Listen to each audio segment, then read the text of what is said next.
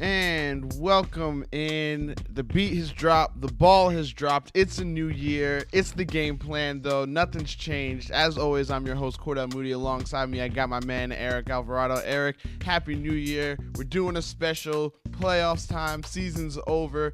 I'm hyped. How you been? How was your New Year's? My New Year's was great. The end to my NFL season as a fan was not as great. But the NFL playoffs is upon us, and it's always a great time of year. So, I mean, there's a lot to get into. And there's a lot of good games. There are. Today we are solely focusing, obviously, it's Saturday. We have two great playoff games coming up. We have the Titans and Chiefs going at it. We have the Falcons and Rams. We'll get into all of that. Trust and believe. But there's obviously some things. It's the end of the season, so got to wrap up the season. Got to talk about some things. But before we even get into that, it's been a couple weeks off that we've had. I want to know, since the whole season's over, biggest winner for the entire season for you. I think my biggest winner for the season, and it's like doing like a contrast between last year and this year. I'm looking at the Rams. The Rams. They turned this team. Yeah. They went from zero to hero. McVay turned this team not only just to a relevant team, but a total like powerhouse. And they're in LA. They're getting a lot of looks. And he turned Goff into a franchise quarterback where everybody was willing to write Goff off last year. So I don't know if it's so much that the winner is the Rams or if it should be McVay. But I'm going to give it to the team as a whole because it's like polar opposites from what we saw last year. And I just think that he's done an incredible job, and the Rams have a pretty bright playoff future this year. Whew. You know, I sat here and I thought about it, trying to figure out who my biggest winner this season is. And I'm kind of going in the same direction as you, but on a broader scale. I couldn't just pick one. I didn't think it was be fair to just pick one. For me, I have to go with three. I have to go with the Rams. I have to go with the Jags, and I have to go with the Bills. And it's only because all three of them had a streak, or I should say a drought.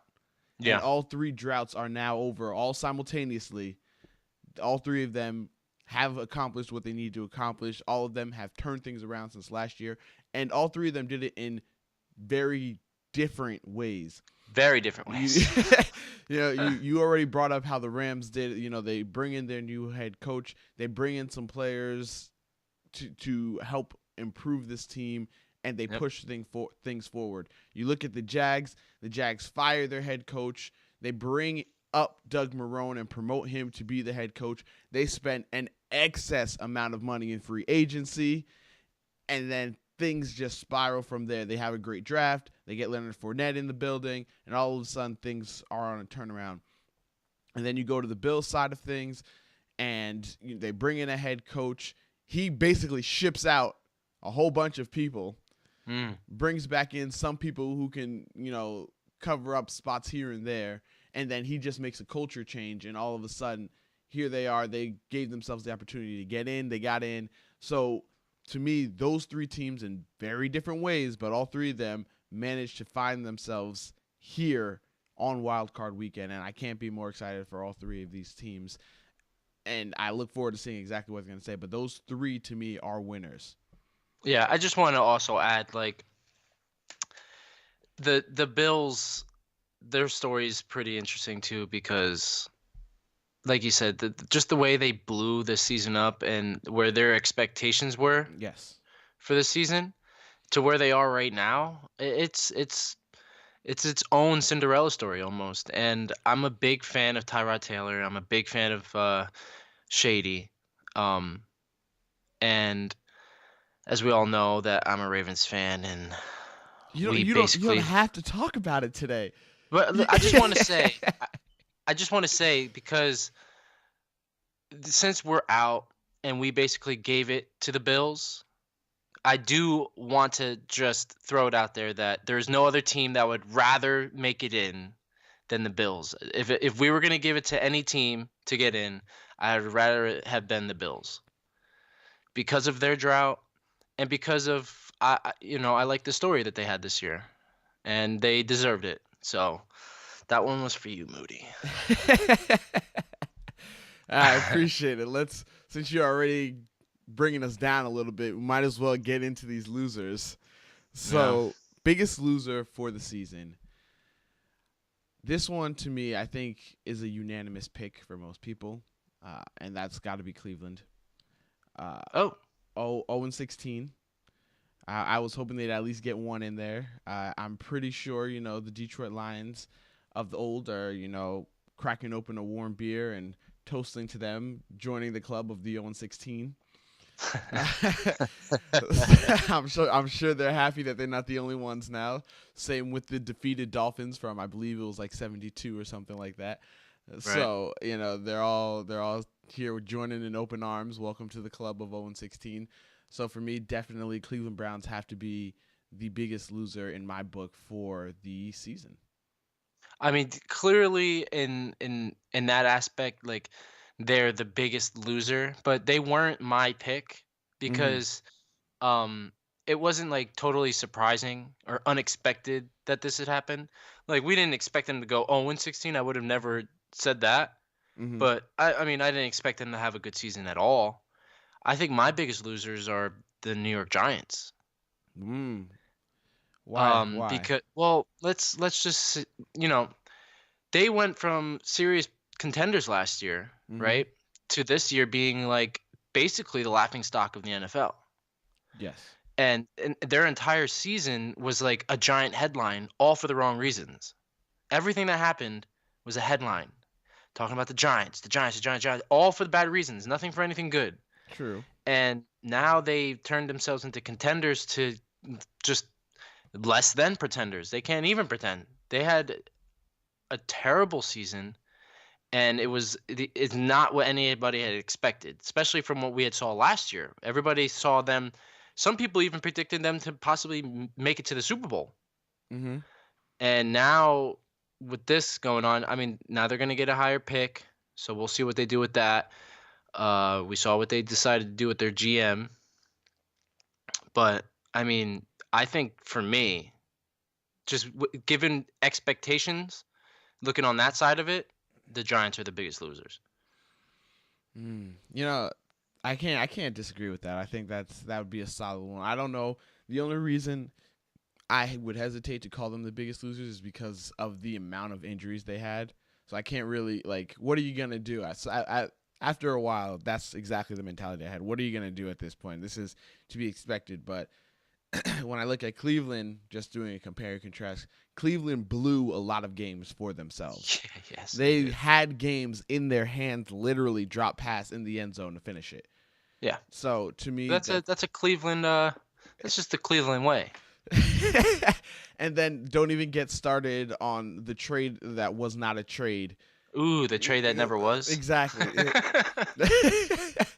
There's just they brought another level to being 0-16 this year, so it is a struggle. But I want to try and brighten things up just a little bit, and I want to talk about surprises. Biggest surprise that you never saw coming. You did bring up the Rams already. I guess that could be a surprise for some. Yeah. Not for me. I kind of like grouped my surprises and my winners all together. But maybe the biggest surprise. You know what? Like, let's give my biggest surprise to the Bills. That's got to be my biggest surprise for them to be in the position that they're in. I mean, I was one of the people who counted them totally out, say, oh, this is a total rebuilding year. They're not going to contend for anything. They'll win 4 or 5 games tops. And they found themselves playing today. I mean, playing this weekend. And I just it's a big surprise. And if for anybody who's expected this, I'd like to see what you're thinking, because This is not what I expected. This is not what I expected. I'd like to hear from you on that. I would love to, but I'm gonna hold that off until tomorrow because I don't want to give them this. They don't deserve the shine today, so I'm not gonna give them their shine today. But I But you definitely are surprised, right? I am slightly, Ooh. not tremendously, but slightly. Okay. And it's only because things worked in their favor. But Yes. for me, my biggest surprise, I'm going in the opposite direction. My biggest surprise is the Raiders. And it's for multiple reasons at this point now. I got plenty of reasons to be surprised with the Raiders. But as far as the season is concerned, I am 100% surprised. You know, we were really talking about them being Super Bowl bound. Yes. And they 100% went in the complete opposite direction. And which led to the results that we have going on now that we'll get into. But another team, too, to be surprised about is Case Keenum and the Minnesota Vikings. Yeah. That he was a pleasant surprise. I don't think anybody saw Case Keenum being able to bring them to this magnitude this year. I think that everybody believed that once Sam Bradford went down, that was probably going to be it. So, And then once you lost Dalvin Cook, yeah, then you were like, geez, this team ain't really going to do much at all. Exactly. And Case Keenum literally strapped the Vikings team onto his back. With the help of the defense. Well, of course, but I mean on the, on the offensive side of the ball. Yes. Yeah, he totally is just like, let's go, I got you guys. And I got to be honest, I was a Keenum doubter at the beginning of the year, and he's totally shut me up. Yeah. And I'm looking at other analysts and what everybody else is saying about Case Keenum and the Vikings, and some people have the Vikings going to the Super Bowl. I mean, that defense can bring you there. That defense can, but Case Keenum's going to be the one who needs to win it. No matter what, Case Keenum is going to have to be the one to win it because he's going to have to make plays for sure. Here's the difference when you look at it. When we talk about Case Keenum and we talk about the Vikings, they have the same type of team as the Jacksonville Jaguars. But nobody's high on Jacksonville because it's Blake Bortles. Right. That's how you know that Case Keenum is that guy. Because if it was somebody else like a Blake Bortles, we would not be high right now on Vikings as we are. So that's just, a way to put it in perspective. And it's great. But good point. And I want to go back to what I said. We were talking about the Raiders. And I was talking about, the fact that their season has not been what it should have been. And because of that, they have a new coach in town, apparently. And their new coach that they are stealing Monday night's analyst for Monday Night Football. It's sad. It will be sad. There is no more Gruden camp. There is no more Gruden grinder of the nothing. It's gone. It's all gone. Him as a personality is now gone. Yes, and he is now translating himself back into a NFL head coach for the Oakland Raiders. $100 million contract. 10 years. This is crazy. Highest paid coach ever. Yeah. Done deal. Locked up. Yep. I'm going to kick this thing off and tell you I have a serious problem with this. You have a problem? I have a serious problem with this. All right. The man, I'm not going to sit here and say, he's not a good head coach. I have to put I'm going to put a little respect on his name. Just a little, because he did win a Super Bowl with the Bucs. However, there is an asterisk on that Super Bowl as far as I'm concerned. Why? Because he rode the coattails of Tony Dungy. I don't care what anybody wants to say. He rode Tony Dungy's coattails for that Super Bowl. All right, he may have been the head coach, but he did not put that team together. He came in and he was just blessed with this team, and then he took it the rest of the way.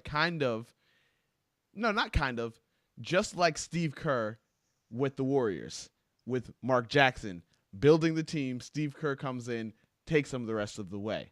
The only Yes. difference that makes John Gruden look worse is that when you look at Mark Jackson has not won a championship yet. He's still been on the sidelines. While Tony Dungy left from the Bucks, went to the Colts, and did it again, and then won.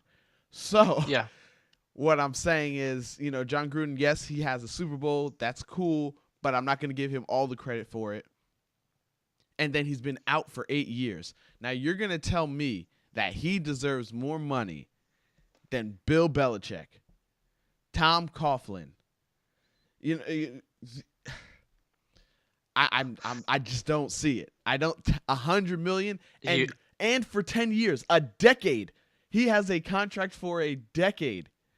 I'm sorry, I'm not seeing it. I just have an issue with the whole situation.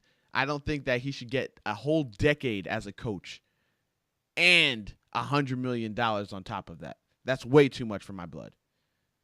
Maybe the money I can see being an issue because it's a heck of a lot of money, but I have no issue with giving him 10 years. I mean, because I hate when I see coaches given a chance and they get like 2 years and then they're ousted. Like a process takes a little while. And this is the type of guy you want to give 10 years to. Trust me. Because not only is he going to bring in his great football mind, which we've all, as fans, watching him as an analyst, got to know and love about him. Mm-hmm. He's got a great football mind. He's got a great love for football. He's adored and loved by just about everybody. He's going to come in and he's going to light this organization on fire. And I expect a total immediate rebound season next year for Oakland and for years to come.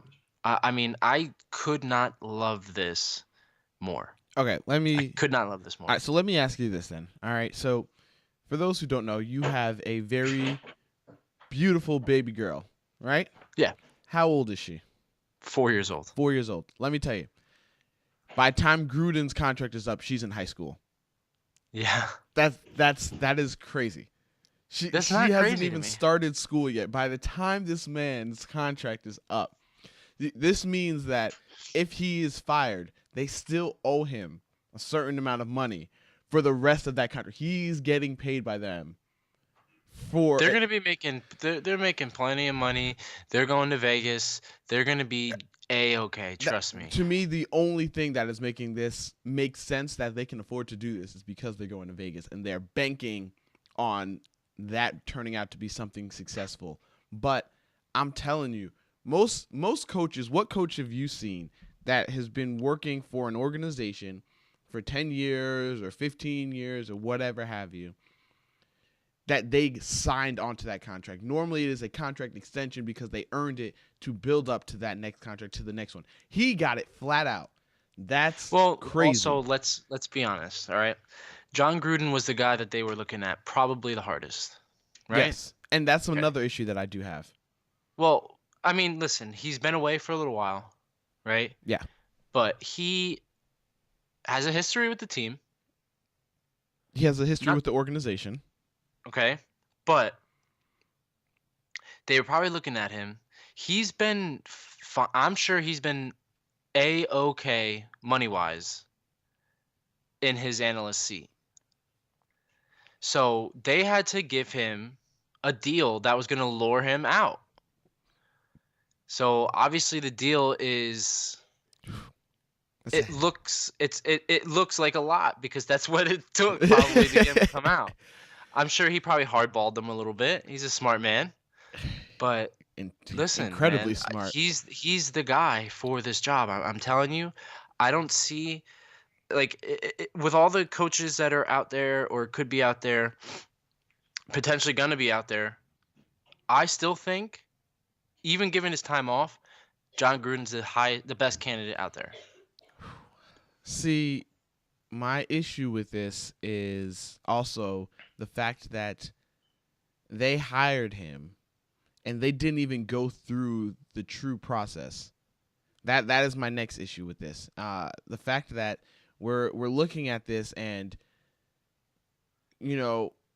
what happened to the Rooney Rule? I have to be honest. What happened to the Rooney Rule? We're looking at this whole situation. They didn't go through any serious process of, interviewing people to see, if there's a better candidate.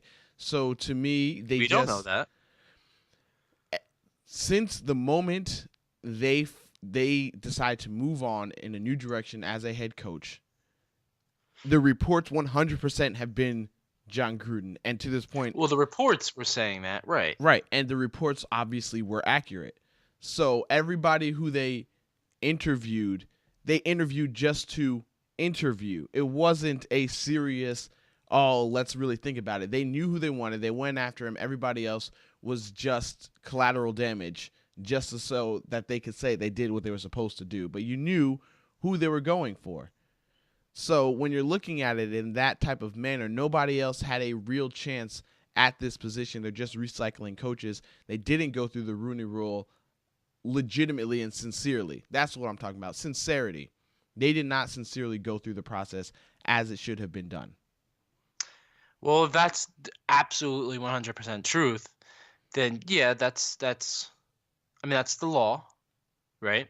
Mm-hmm. That's what the legal way to do things. But I just, who knows for sure. But I just want to say, like, if they were sold on one guy, and that's the one that they wanted, then they are allowed to. I think they should be allowed to go and grab whoever it is that they want. I mean, they are allowed to grab who they want. It's just, how do you know you have the right guy if you didn't actually go through the process sincerely? Right. Well, so they could have missed out on somebody who's possibly better. We don't know. We will definitely find out. If another coach who they interviewed ends up getting a job somewhere else and takes them and turns them around into a huge organization, we will definitely find out then if they made that mistake by just jumping after the big name in John Gruden. Time will tell. John Gruden has definitely built up his staff. From what I can see, he's definitely pulling from a lot of different sources to make this an interesting thing. I'm going to bet 100% now that John Gruden's there that next year, again, we will be talking about the Raiders being Super Bowl bound. So yeah, I can definitely see it. I'm going to say that they're going to come back. They'll make an appearance in the playoffs next year for sure.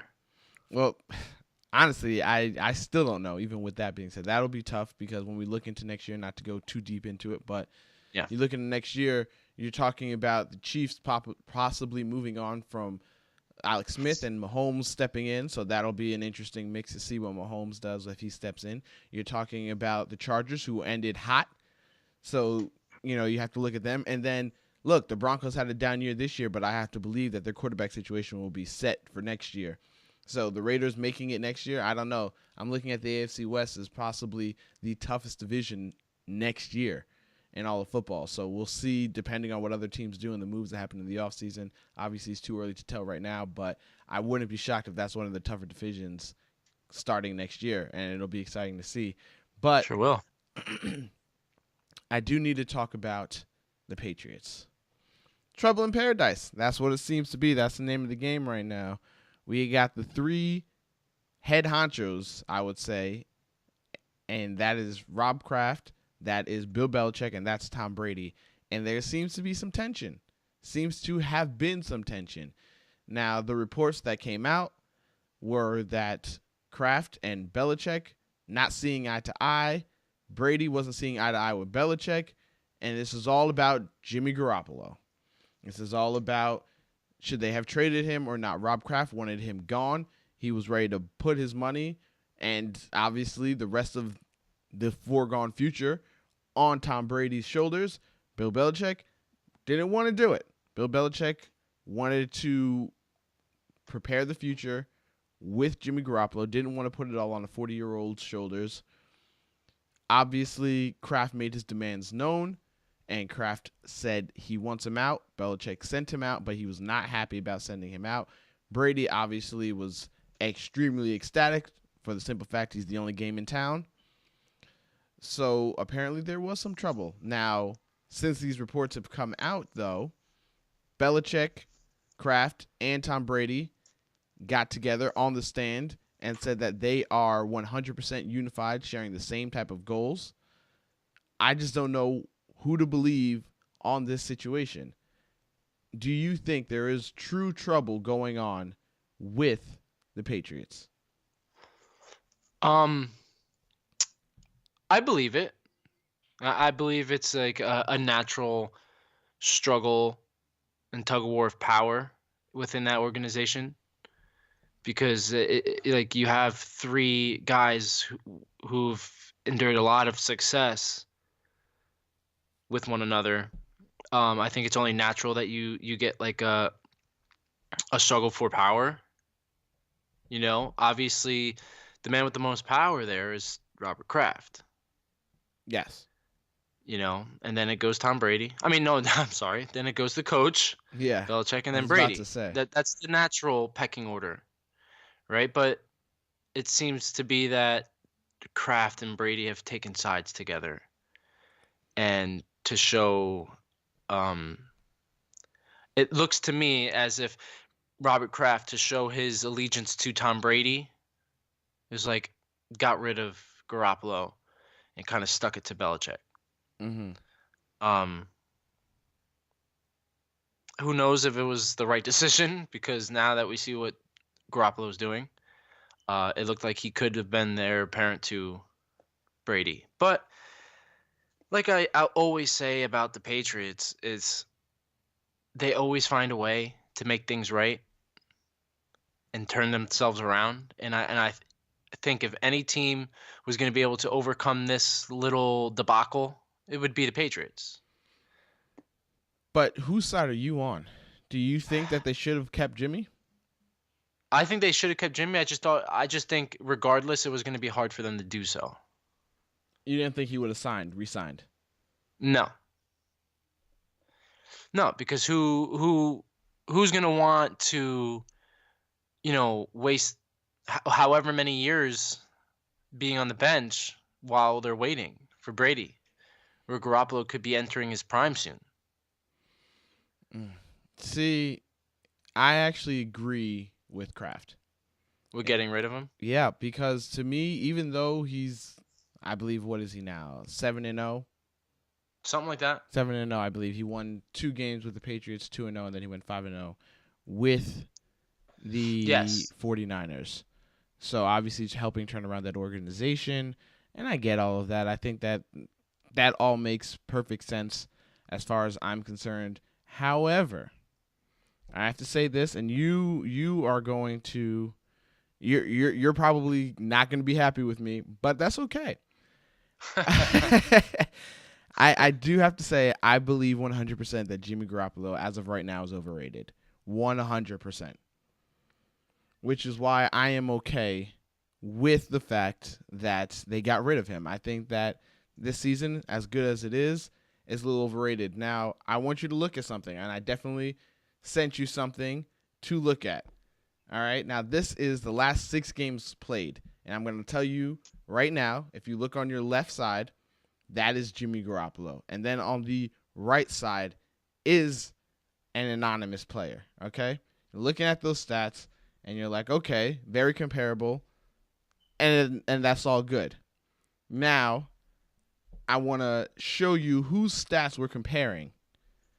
Look at the stats that we're comparing, and tell me if you really believe that Jimmy Garoppolo is as good as it sounds.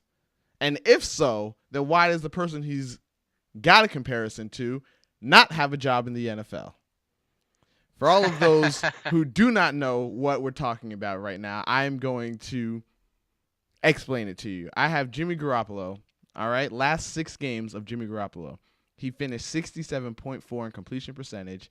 He had 1,565 in total yards, 1,565 in total yards, 7 TDs to 5 interceptions with a 96.2 passer rating. The man on our right has a 65% completion percentage compared to Garoppolo's 67. He threw for 1,305 in total yards compared to Garoppolo's 1,565. He did, however, have 9 TDs and 2 interceptions compared to Garoppolo's 7 and 5. and finished with a 96.2 passer rating as well. And that man is Colin Kaepernick. All right? And when you look at it, looking at that stat, you're talking about two quarterbacks who did the same thing for the same team. Same thing, same team. And this is why I say overrated. Everybody is talking hugely about him, but everybody was talking poorly about Colin Kaepernick. Doesn't make sense in my brain how you can compare the two of them, and they're not far off from one another. There's a difference between touchdowns and interceptions and total yards between them. But the proof is right there. And Colin Kaepernick doesn't have a job. I mean, looking at the stats, you're right. But stats can be displayed to tell any kind of story you want. And I think that, although you got a point, right? The big difference is that these last 6 games, Jimmy Garoppolo won them. Yes. But winning... And that's the difference. No. That's the difference when it comes to splitting hairs. See, but my thing with this is when we are talking, I'm talking about a player. To win is a team effort. So when we are talking, though, about players and their development and their statistics alone and what they have done, you just look at that, just that. Yep. Winning, there can be plenty of reasons why Jimmy Garoppolo to why Colin Kaepernick lost those games. If Colin Kaepernick was blowing those games and he was the reason why they were losing, that's one thing. But in those games that he was losing, it wasn't like he was having horrendous games, obviously. No, it's not. And that's not what I meant to say. I obviously a lot goes into winning and losing in football, right? Yes. But when I say that the last 6 games, the difference is Garoppolo's won them. You can see in those games that, especially late in games when San Fran needed a drive, a score, Garoppolo was the one to make those throws and get them into the end zone. He has been clutch. He has shown a winning gene. And listen, the whole story about Kaepernick is a sad one. And we all, at least me and you believe that he should have a job. Yep. And in comparison, it looks like he's got better stats here. Just the interception part of it, at least. He threw 3 less and just threw 2 more touchdowns. Yes. But like I said, the big difference is winning. And not only winning, but leadership plays another big part. I'm not saying that Cap can't be a leader and he's not a leader, because he's been being a leader in his own right off the field. But Garoppolo he's got this thing about him that I've been watching. He's a winner. And I think that's the difference between him and Cap. Love Cap. Think he was a good quarterback. But he wasn't a winner. You know what I mean? He took them to I know it's a while ago, but he did have some. He didn't take them. He took that team from Alex Smith that was already playing pretty well. They were playing pretty well, but they were playing even better with Kaepernick. They played better. He elevated them. Yes. But he didn't take them to the Super Bowl. With that defense and that team, they were probably Super Bowl bound with Alex Smith. You think so? Yeah. Listen, that's a debate that we can have time, and it's, we're going far back now. But I'm just saying that, Garoppolo, he is a winner. And I do think that Belichick saw something in that kid, and he didn't want to let him go. And imagine how much better he could be in New England in that system. Okay, so all in all, you're definitely saying that you think that they should have kept Jimmy G.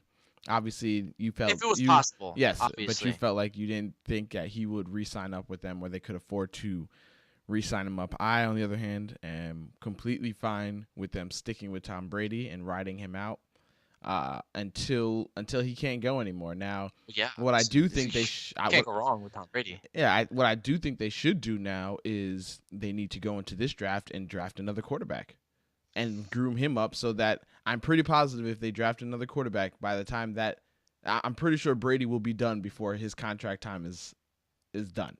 for the rookie that they draft. I mean, listen, I don't bet against Tom Brady, and I'm not too sure that they draft a quarterback. I mean, they're gonna need a backup or something. Yeah. But I don't think that if they do draft a quarterback in this draft, it's not going to be the one that they believe is going to be like take the throne. I think they will. I really do. But obviously, we will definitely get into that when we get closer to the draft with all of these hot name quarterbacks that are out there that are declaring for the draft as of right now.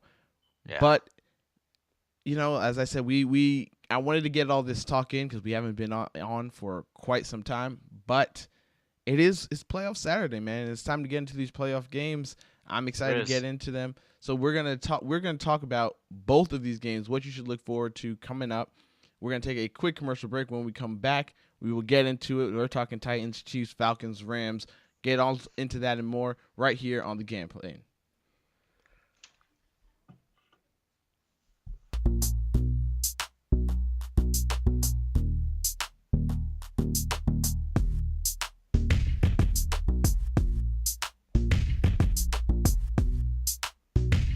And we are back here on the game plan. It's Cordell, it's Eric. We just talked about finishing up the entire season.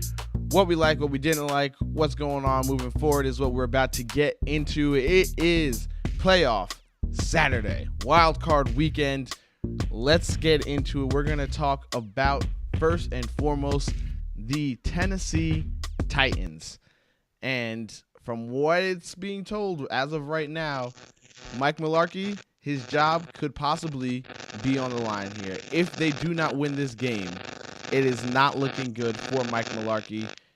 And, I'm a little shocked at the news that's coming out from them. I think that they've had a tough road. I think that they've overcome a lot. But obviously, what the reports are saying, if true, if Mike Mularkey loses, he would be out. And another little nugget, if he is out, they're talking about Josh McDaniels, offensive coordinator for the New England Patriots, being one of the top candidates to come and take over that position. And obviously they're saying that these reports are coming out simply for the fact that they are not happy with the development of Marcus Mariota going into this season. They were expecting a lot more as far as his development. What say you, Eric? What say me about the coaching? Yes, before we even get into their season, but this news that's just broken free. I mean, I think that if they were to go to McDaniels, it would be an upgrade. But I'm not too sure that they should be so quick to want to change coaches right now. I don't think that granted, listen, we're talking about them like they're not in the playoffs right now. Like they don't have a chance. Yeah. They are in the playoffs, and they're one of the few teams that are. So that's something to look at. Mm-hmm. I don't think that us analysts, we see the Titans as they underperformed this year. Yeah. And I don't think that has something to do with the coaching, honestly. I just think that the team just needs a few more pieces to become better. Mm-hmm. I think, where we're getting to here also is how they got here. And they were able to rely on a pretty good run game. DeMarco Murray's been beaten up here and there, but they were able to rely on Derrick Henry. Yes. And I think that he's going to be the future. I think actually after this year they move on from Murray. So their O-line's been pretty solid, and their defense has been all right at times. It's just they might need to bring somebody in to help progress Mariota because he's taken a step back this year. And, all those things that I named before are reasons. And they also got a little bit of luck, too, getting into the playoffs. So a couple things fell their way, and they're looking at themselves in the 5th seed with a little bit of luck. But, hey, they're there now. Well, I'm with you as far as, I understand. I'm not going to say that they were lucky. I don't believe that any team in the playoffs is lucky. As of right now, I believe that you have to earn the right to get into these playoffs. But what I will say is that, yes, they absolutely backed into these playoffs. They they were on a 3-game losing streak before they finished off the season against the Jacksonville Jaguars to win that game to help push them into the playoffs. They needed it. They got it. So I would say that they definitely earned their way in, even though they were definitely going through a rough patch. Looking back on their season to see how they got here, because obviously I want to talk about where they were, how they got to this point. We have to go back to last season. Last season, they were a hot team. They were a hot commodity, and all of a sudden, Marcus Mariota gets hurt. He comes back this year, and he's still a little hobbled. They're working through it. They start their season off against the Raiders, and they get a loss there. Then, they get 2 solid wins against Jacksonville and then the Seahawks. And right there, obviously, this is a Seahawks team that was still very much healthy, not the battered Seahawks team that we're seeing now. So, they got off to a good start. Then they were up and down from there, losing to the Texans, losing to the Dolphins. Then they come back and win against the Colts and Browns, and then they go on a 4-game win streak at that point. After the Colts and Browns, they take out the Ravens, they take out the Bengals, then they lose to the Steelers. They come back, win against the Colts, win against the Texans, and then they go on their 4-game losing streak, as I've already said, against the Cardinals, against the Niners, against the Rams. So they've had their fights, their battles, overcome tribulations. Marcus Mariota is now looking more and more healthier. I mean, it stinks that it's taken him this long, but he's looking more mobile and more comfortable being mobile again like he was last year, and I'm going to assume that he's going to take that with him going into this game. I do believe, though, with you that we should not have to rely just on his legs and the fact that him being mobile, so he has taken a step back. So maybe if they keep Mike Mularkey, maybe they look into getting a new quarterback coach and a new offensive coordinator. Maybe those are the things that they need to do rather than getting rid of Mike Mularkey. Yes, I totally agree. I don't think it's a head coaching thing. His team has been able to do some good things this year, and I just think it has a lot of their lackluster performance this year has to do with the progression of Mariota. And I think once they get that fixed and once he gets back on track, you'll start to see a different result. And you're looking at all the stats for the Tennessee Titans, and when we're looking at the offense, it's not pretty. They're only 19th in points. They're 23rd in yards. They're 23rd in passing yards, and they're 15 in rushing. So obviously you could understand why people believe, they should be just happy to get here. They're not really respected in that aspect, and I 100% disagree with them being disrespected. I think they have a shot, and I just wanted to have a little fun. Obviously we both have our picks to who's going to get to the Super Bowl, and we have our picks for who's going to win the Super Bowl. But, just for the spirit of having fun, I just wanted to go through each team and make an argument why that team can make it. Right. And I think it's fun. Yeah, I think it's a little fun game. And, I'll kick it off here with the Titans. I will be 100% honest. I had to really sit and think on making an argument that would be valid. You almost have to speak hypothetically. And for me, yes, you do have to speak hypothetically, but this is how I believe they can make their way to the Super Bowl. All right, here we go, ladies and gentlemen.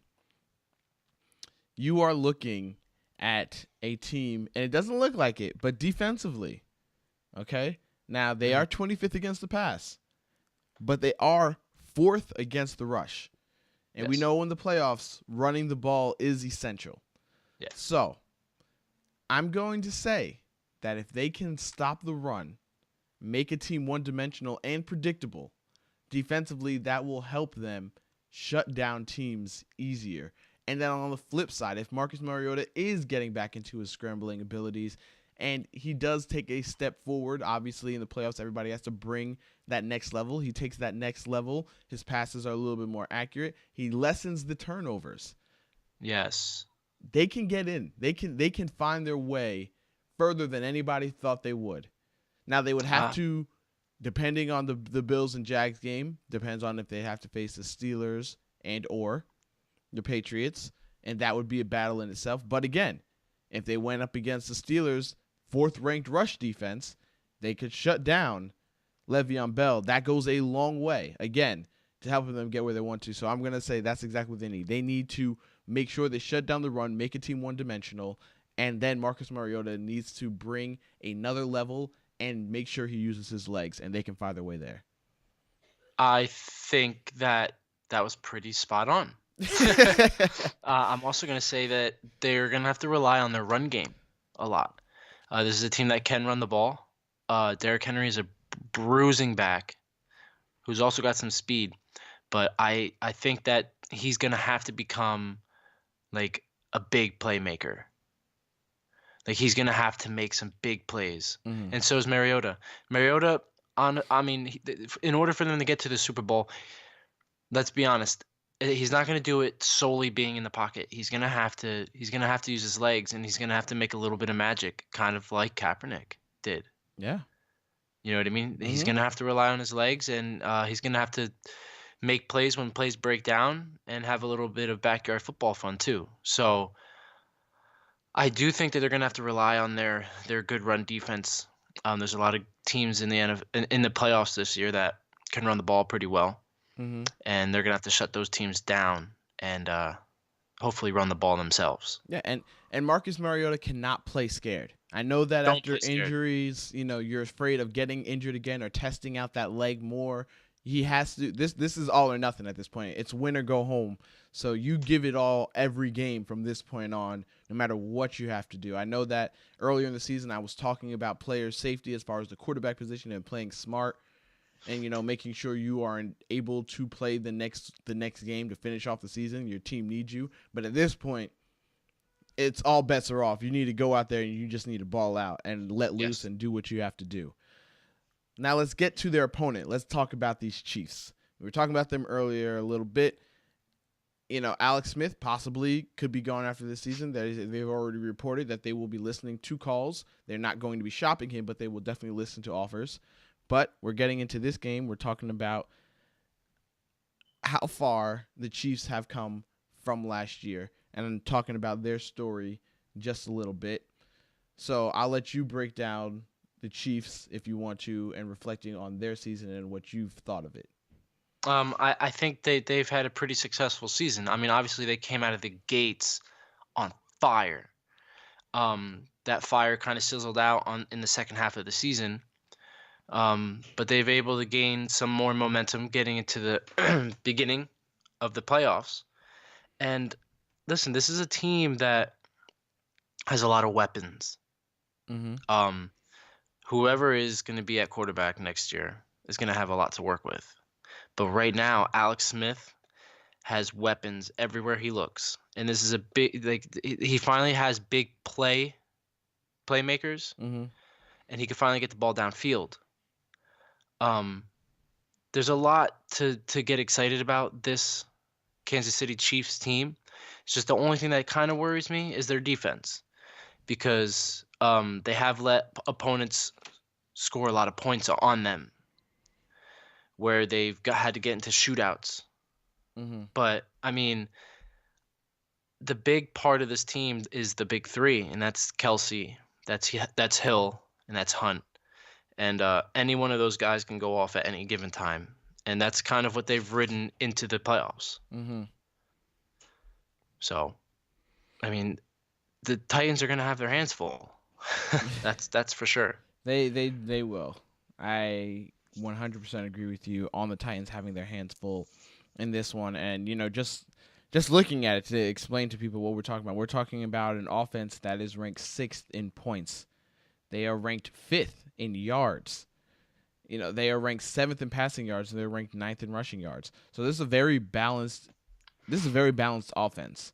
And then when you go on the flip side defensively, the Chiefs, as you said, it's not as great. They're 15th, so they're right in the middle as far as points allowed. They're 28th in yards, they're 29th in passing yards, and they're 25th in rushing yards. So you can definitely rack up the yards on Kansas City.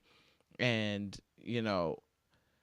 looking at this game, it's really gonna be a tough one. If anybody thinks this is gonna be a snooze fest, I absolutely disagree with you. I think this one will be an exciting one to kick off our wild card weekend.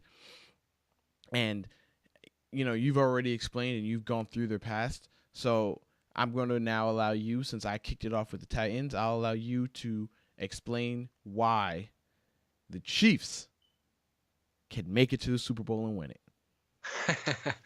Listen, I mean, when it comes to the Chiefs, they're coached by one of the best. And they can rely on his knowledge and experience to get them into the Super Bowl. Alex Smith has ice in his veins. And they have the running game, another rookie to have the rushing title again. They have the running game that is needed in this time of the season, early in January, when you need that running game. I mean, there's just offensively, there's not much weakness on this team. And if you take away one weapon, they have another one. If you take away one phase of their game, they have the other phase. There's not many weaknesses on this offense. And if they could just get this defense to step up and get some turnovers, win a turnover battle, you're looking at a Super Bowl contender here. All right. I mean, there's not much more that I could add to it. I think that it all will fall onto Kareem Hunt and making sure that they feed him the ball.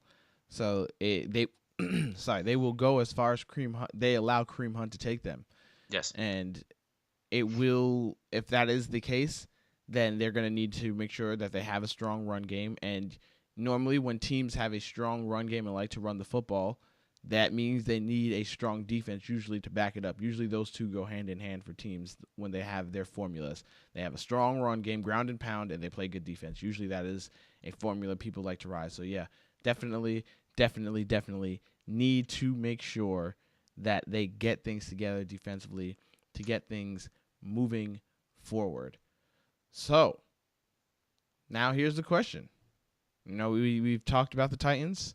We talked about their road to get here. We've talked about, an argument on how they can get to the Super Bowl and win it. And now we've gone into the Chiefs and talked about their journey and Super Bowl. So, it's that time, Eric. Make your prediction. Who's going to take it? I'm going with the Kansas City Chiefs. I am.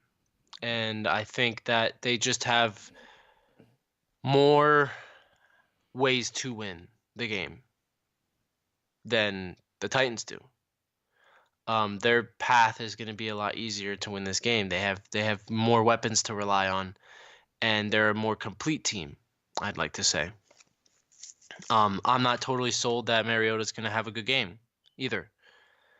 I think that the front seven of the Kansas City Chiefs is going to be able to get after Mariota.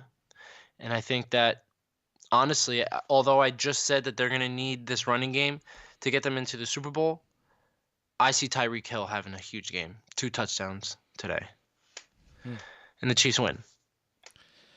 I've been saying it all year, and I will say it again.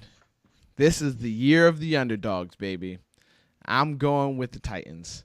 I am taking the Titans to win this game, and it is because we've talked about this journey for the Kansas City Chiefs, and when they had their slump, when things were going downhill and going downhill fast, it was because Kareem Hunt was no longer going downhill. It was because Kareem Hunt was no longer getting his yards that he needed. He wasn't getting the touches that he needed.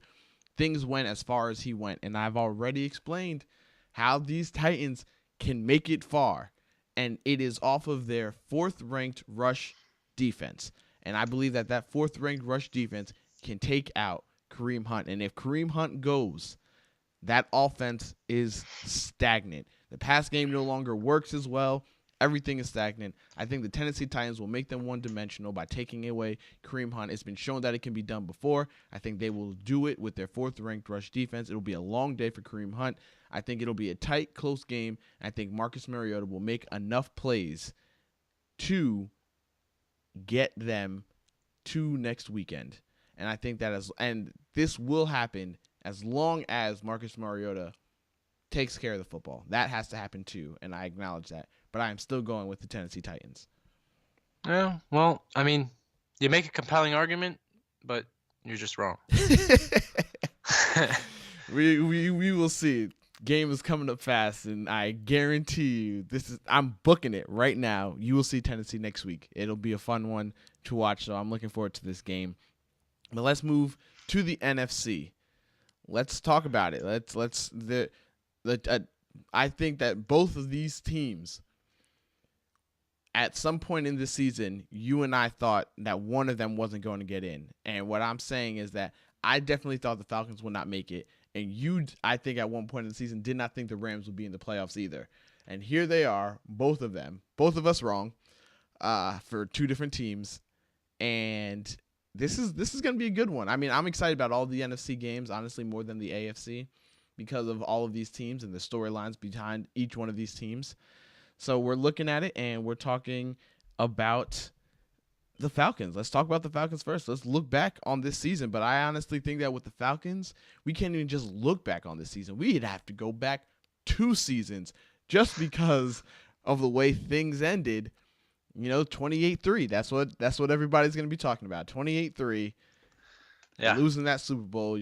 They come back this year, and everybody thinks they're going to be on fire, and they're going to go bullets blazing, and they're going to be back on a vengeance path and a war path. No.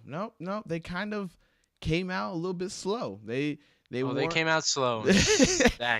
Yeah, they were on a serious Super Bowl hangover, and everybody was questioning them, and they thought that this was just all because offensive coordinator Shanahan is gone, and so is their offense, basically. And as the season has progressed, I remember just going through week after week with you, and this is going to be the statement game. No, this will be their statement game to make their turning point. I would do that every week. And then if you remember, there was a point where they disappointed me, and I was like, I'm over it. The Falcons are done. Yep. Dead in the dirt. But what happened? They got to this point in their schedule, right? Yes. Where they could play themselves right in. They did. And I was a believer. I was like, you know what, man? Nobody's in a better position to get into the playoffs than the Falcons, because it was all divisional opponents. Yeah. It was all tough games, but it was like, you go in, you take care of business, and you're in. And what did they do? I mean, they took care of business. They didn't win out, but they took care of business. They didn't win out. We did say that they would probably have to win out. Yes. They didn't win out, but they still made it in. But they did take care of business. Yes. They did what they had to do to get where they needed to be. And so that can't be taken away from them. Very impressed. Their season, again, like we said, definitely off to a slow start. Finished strong, though, which is basically how you'd want it to go. If you had to choose a way, you would rather start slow and finish hot rather than starting hot and finishing slow. You want to go into the playoffs with momentum. So I would say that's the best way to do it if you're going to do it. Or you can just be, like the Patriots and Steelers and them, and just be hot the whole way through and call it a day. That could also be another route to take. But looking at this game, looking at the journey they've come through, this is a team that, if everything is clicking, could be one of the most dangerous teams in the playoffs. Could be. Everything has to be clicking right for them, and things have to not be clicking right for others. That definitely would have to be a case too, because there's a lot of strong teams in the NFC. 100%. This is a dangerous team, though. Yes, they are. I honestly, again, as I said before, I feel like every NFC team is dangerous. I don't know. I just feel like there is no. I don't think anybody's disrespecting any of these teams who are in the playoffs for the NFC. So I'll make my case for the Falcons, I guess. Or do you want to make your case for the Falcons? You can make it, and we'll make it together. Okay. Pretty much. For me, why are the Falcons going to the Super Bowl? Why are they going to win it? 28-3. My case is done. That's it. That's all I need to say. 28-3. Yeah, they probably remember that number since it happened, and it's all the fuel that they need for that fire, huh? Yeah. To me, you need to get back to the Super Bowl, and I feel like they made it to the dance, and now it's time to get everybody dancing to your beat. I'm gonna say that the motivation from last year's defeat is also a big help, but I'm gonna say high-powered offense. Mm-hmm. That's what's gonna get them in. High-powered offense. Not worried about their defense. Well, their defense has to play fast, but allow their defense. They have to allow their defense to play with the lead. Mm-hmm. Right. Yes. Don't put their defense into scenarios where they have to make plays. They have to make things happen. Right. Mm-hmm. Go out there just like last year and put points up fast on everyone. Yes. And that's why this team could make it to the Super Bowl. Whew. Well, let's flip it, because I this is you already know how I feel about this team. Let's talk about L.A. Rams. Let's talk about them, and it feels good, to have the Rams here in this position. I've been saying it since the beginning of the season, and here we are. And you've said a lot of things since the beginning of the season. I have. There's some things that I was wrong about, but there were definitely some things that I was right about, and this is one of them. I've been on this golf Kool-Aid, and I've was happy when you decided to join me on this Kool-Aid. I jumped right in. Yeah, this season has been something. They go and they get McVay, and everybody is talking about how young he is. I believe he's 31 years old. He just fits in like one of the guys, and he can't be the one to lead this team. He doesn't have the experience, But what does he do? He goes out there, and he goes and gets Robert Woods on free agency from the Bills. Then he trades away E.J. Gaines and a second-round draft pick and goes and gets Sammy Watkins to be there. They draft Kupp. So now Jared Goff has a plethora of weapons, which then helps Todd Gurley be able to do his thing now, because now people can't just stack the box on him. And since the beginning of the season, they've just been hot through. They've had some up and down games, but for the most part, they were just hot. Everybody has a hiccup here and there. Obviously, we weren't going to expect them to go undefeated, but here they are, man, and they are bringing the heat still. And, for me, looking at this season, and I have to be honest with you, I think it is a very, very easy argument to why this team can get to the Super Bowl. I mean, let's get started with the fact that they are first in the league in points. All right, so don't sit here and think they're not going to score on you. They are averaging 29.9 points per game. So it will take only a stout defense. That is the only thing that is going to stop them. You need a 100% stout defense to slow them down. If you have just the regular Joe Schmo average defense, that offense is going to take it to you 100%, as they've done all season. They are 10th in yards, they are 10th in passing yards, and they are 8th in rushing yards. Todd Gurley is a beast.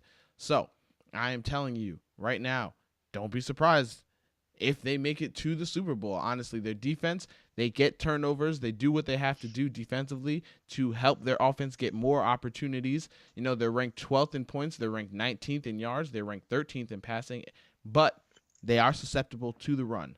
They are susceptible to the run. They are ranked 28th in the run. They have to be careful about that one, depending on the team they're facing.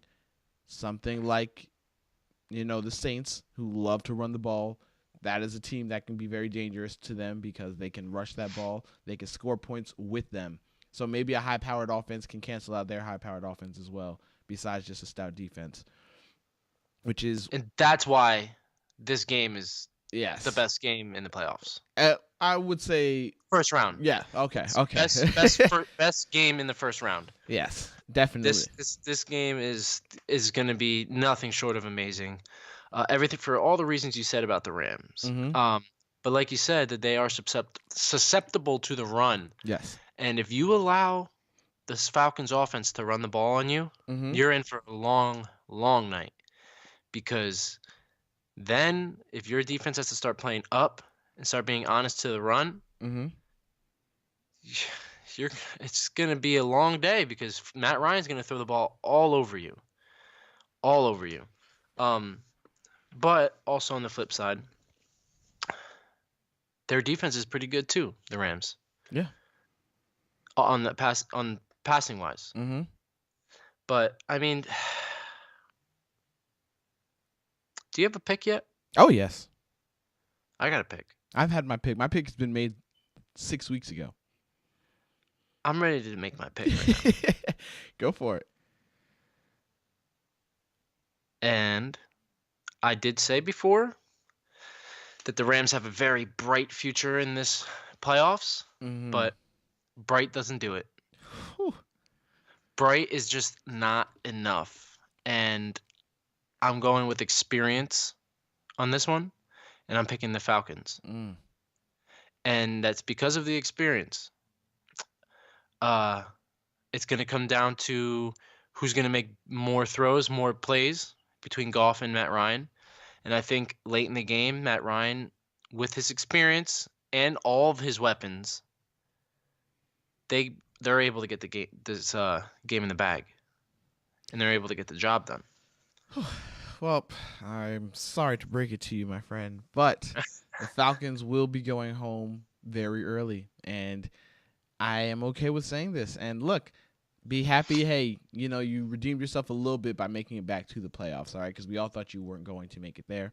I'm not saying you should rest on these laurels. As a Falcons fan, you should 100% expect more. But I am here to tell you, look, I've already said I got Rams Saints in the championship. So I said that weeks ago. I'm not backing down on this at all. And I'm going with the Rams to win this game. I 100% believe that the Rams will take it to them in L.A., not in Atlanta. We are going to L.A., and it is going to be a great game. I see Robert Woods, Sammy Watkins, Kupp, Todd Gurley. I see them all lighting it up like nobody's business. And I see this Rams defense getting after Matt Ryan. That's what I see happening. I see Matt Ryan having a little bit of a struggle. I see him turning the ball over a little bit, giving Jared Goff some more time. I know that they have the experience, but they also have the experience of choking a lot. The Falcons do. This isn't the Super Bowl wasn't their first time getting beat down in the playoffs. So, they don't have a great record, the Falcons, in the playoffs. And I am riding high with the Saints all the way to the championship game, where I then, of course, chose the Saints to make it to the Super Bowl. But I'll be honest with you on that one. I still am juggling the two because those two, I've been riding both of them high since the beginning of the season. But I am 100% going with the Rams to win this game. Well, once again, it's a compelling argument. And listen, I'm not going to sit here and say if the Rams win, I'm going to be like totally shocked. You know what I mean? Like, I'm picking an upset. Yes. But I just the experience of this team, I think, is going to win the game. I really do think that Atlanta Falcons are going to make enough plays down towards the end of the game that puts them over. And that's all I got for that, because I just think that Matt Ryan is going to be able to handle the situation and the pressure of the big lights better than Goff. But needless to say, it's a great game, especially with there's so many good weapons in this game on both sides of the ball. Yeah. On both sides. And it's just, this game I'm looking forward to the most. This are we including tomorrow's games too, or we just are? Yeah, no, totally. I'm looking forward to this game the most of all the first round playoff games. I don't know if I can agree with you on that one. I mean, obviously because I'm a Bills fan, so that right. Obviously. Well, can I say that that's my second? I'm anticipating that game the second most.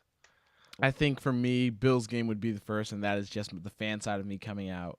And then it would go Falcons-Rams. And then, Falcons-Rams actually, that's a little close with me with the Panthers-Saints. It is close. It is close. Those are both going to be great games. Yes. But so I do not want to sit here and talk like the Titans-Chiefs game will not be a great game. I 100% believe that is going to be a good game, a good entertaining game for all you fans out there. So, but it's just not going to be as exciting to me as obviously my own team, and then the Rams and Saints, who I've been riding high since the beginning of the season again. So, but all in all, I'm excited about it. We are getting close to game time. We are about 15 minutes away from game time, 15 minutes away from game time. I want everybody to enjoy this game. It's going to be a good one. It's going to be exciting. We're talking Titans at Chiefs, and then later on tonight, enjoy Falcons going to the Rams. We will be back tomorrow morning where we're going to go into it, and we're going to talk about the Bills, Jags, Panthers, Saints, and we'll obviously recap the games that were just played today. So everybody, from Cordell, I'm saying peace out. Eric? Peace and love. Enjoy the games. All right. See you guys till tomorrow.